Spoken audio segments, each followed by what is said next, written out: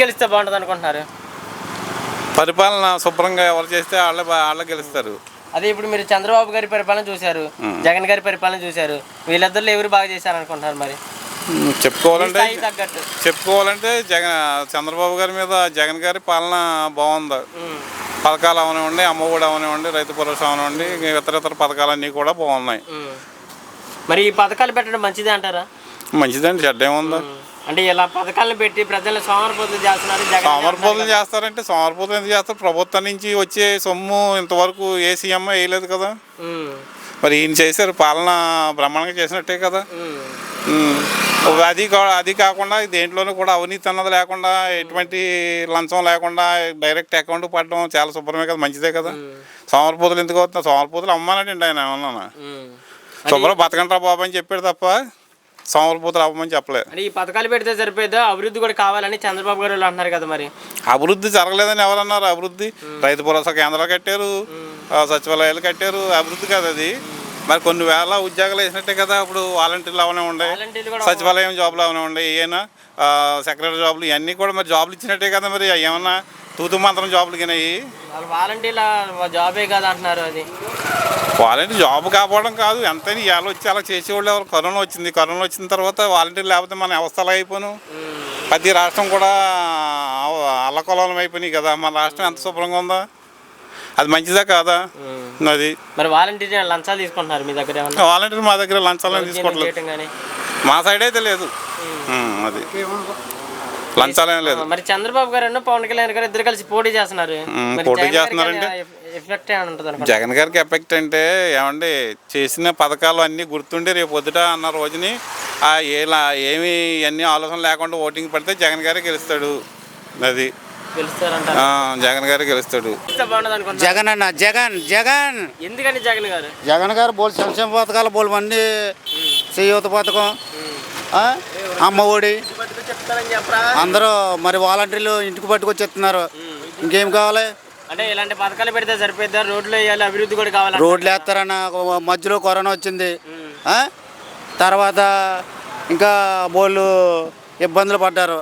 దాన్ని బట్టి ఇక్కడి నుంచి రోడ్లు వేస్తారు. ఇప్పుడు టీడీపీ ప్రభుత్వంలో తినేయడం తప్ప వేల కోట్లు లక్షల కోట్లను ఎవరో లేబర్కి ఎవడో పావులు ఇవ్వలేదు. వీళ్ళకేళ్ళే సంపాదించుకుని వీళ్ళకేళ్ళే అభివృద్ధి పడ్డారు, కానీ లేబర్ కన్నా కూడా ఎవడో చేయలేదు. జగన్ అవినీతి, జగన్ ఆయన గతంలో రాజశేఖర రెడ్డి గారు కానీ జగన్ గారు కానీ అవినీతి అన్నది ఎక్కడా కూడా అలాంటిది ఏమీ లేదు. 100% కూడా. ఈ పథకాలు పెట్టి ప్రజలు సోమరిపోతులు చేస్తున్నాడు జగన్ అని ఎవరన్నారన్న? అన్నం పెడుతున్నాడు కడుపు నిండాను. అలాగే అన్నం పెట్టేవాడు ఏ నాయకుడు ఉన్నాడు? అది అంటే మరి ఈసారి గెలుస్తారు మరి జగన్?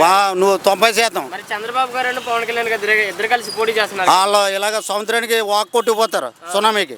మరి మీకు వాలంటీర్ వ్యవస్థ ఎలా ఉందన్న? బాగుందన్న. లంచాలు ఏం తీసుకోవడం అలాంటి పావలా కూడా ఎవరో ఇంటి కట్టుకొచ్చి అస్సలు ఎవరో కూడా ఏది కావాల్సిన వాలంటీర్లు చేసి పెడుతున్నారు.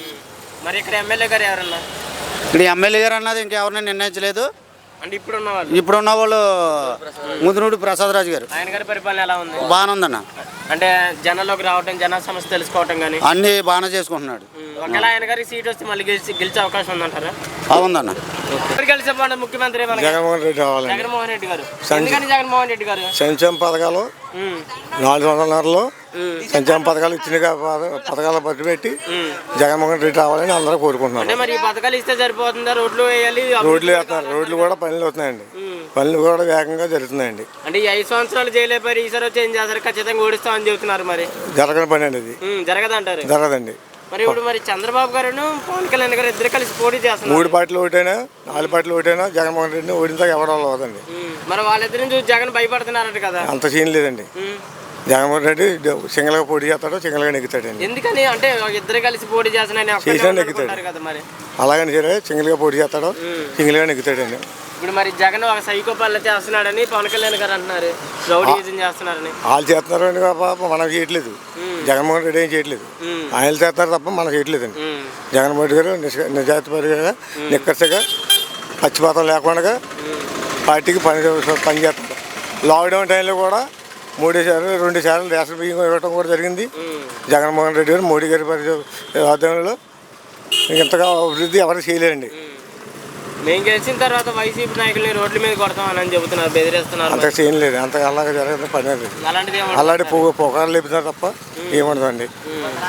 మరి మీకు వాలంటీర్ వ్యవస్థ ఎలా ఉంది? వాలంటీర్ అంటే సచివాలయం వాలంటీర్ కూడా సచివాలయం అంతా కూడా బాగుందండి. వాళ్ళ వల్ల లబ్ధి పొందినారు, వాళ్ళ వల్ల 10 మందికి లేబర్కి అందరికీ అందుతున్నాయండి. లంచాలు ఏం తీసుకుంటారు? అసలు ఏం రూపాయి కానీ రూపాయి కానీ ఏమి కానీ తీసుకోవడం జరగలేదండి. అలాగే సచివాలయం సిబ్బంది వాలంటీర్లు వాళ్ళందరూ కూడా బాగా బెనిఫిట్గా చేస్తున్నారండి. మరి మీకు ఎమ్మెల్యే గారు పని పాటు లేకుండా పని లేకుండా ఏమీ లేదు, లంచం లేకుండా శుభ్రంగా హాయిగా చేస్తున్నారండి. మరి మీకు ఎమ్మెల్యే గారు ఎలా ఉన్నారు? పెసరాయి గారు మాకు ఎమ్మెల్యే అండి.